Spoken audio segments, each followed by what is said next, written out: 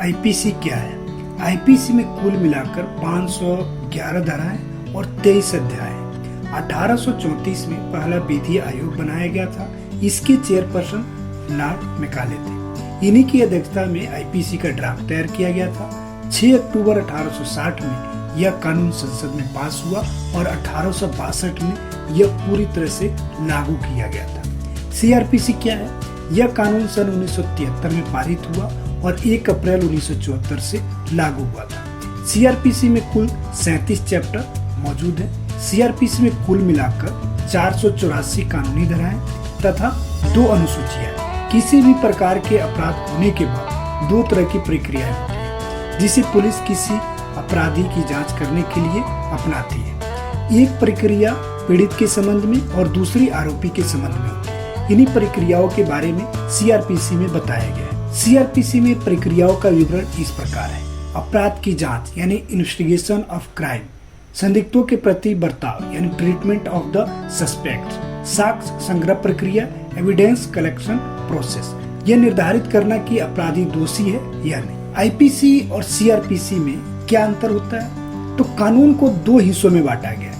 पहला मौलिक विधि और दूसरा प्रक्रिया विधि। मौलिक विधि और प्रक्रिया विधि को फिर से बांटा गया सिविल कानून और दांडी कानून। उर्दू में सिविल कानून को दीवानी विधि और दांडी कानून को फौजदारी विधि कहा जाता है। आईपीसी मौलिक विधि है और सीआरपीसी प्रक्रिया विधि है। आईपीसी और सीआरपीसी कानून क्या कहते हैं? तो आईपीसी अपराध की परिभाषा करती है और दंड का प्रावधान बताती है, यानी यह विभिन्न अपराधों और उनकी सजा को सूचीबद्ध करती है। वहीं सीआरपीसी आपराधिक मामले के लिए किए गए प्रक्रियाओं के बारे में बताती है। इसका उद्देश्य आपराधिक प्रक्रिया से संबंधित कानून को मजबूत करना। आईपीसी और सीआरपीसी दोनों भारतीय विधि हैं, लेकिन उनके उपयोग और व्यवस्था में कुछ अंतर है। आईपीसी 1860 में पारित किया गया और आपराधिक कानूनों को प्रबंधित करता है।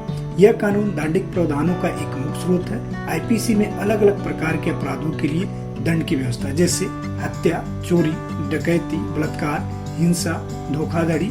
आईपीसी की मदद से किसी व्यक्ति को आपराधिक तथ्यों के आधार पर दोषी घोषित किया जा सकता है। किस अपराध का क्या नाम है और यदि कोई कार्य अपराध है तो इसके लिए कौन सी सजा दी जाएगी, यानी आसान भाषा में आईपीसी अपराध का मतलब समझ आती है और दंड का प्रावधान करती है। उदाहरण के तौर पे अगर 2 व्यक्ति किसी घर या बैंक में सेंध लगाकर चाहे कितना ही पैसा लेकर भाग जाए तो यह चोरी कहलाएगी। और यदि 2 व्यक्ति हथियार के बल पर गार्ड को या किसी अन्य को डराकर किसी घर या बैंक से पैसे लेते हैं तो यह लूट कहलाएगी। लेकिन यही काम अगर 5 व्यक्ति मिलकर करें तो यह डकैती कहलाएगी। सीआरपीसी 1973 में पारित किया गया और आपराधिक कार्रवाइयों की विधियों, न्यायिक प्रक्रियाओं और अदालत के कार्यों का निर्धारण करता है। यह कानून दांडिक प्रक्रिया को प्रबंधित करता है। सीआरपीसी की मदद से आपराधिक कार्रवाइयां जैसे गिरफ्तारी, तफ्तीश, न्यायिक प्रमाणीकरण,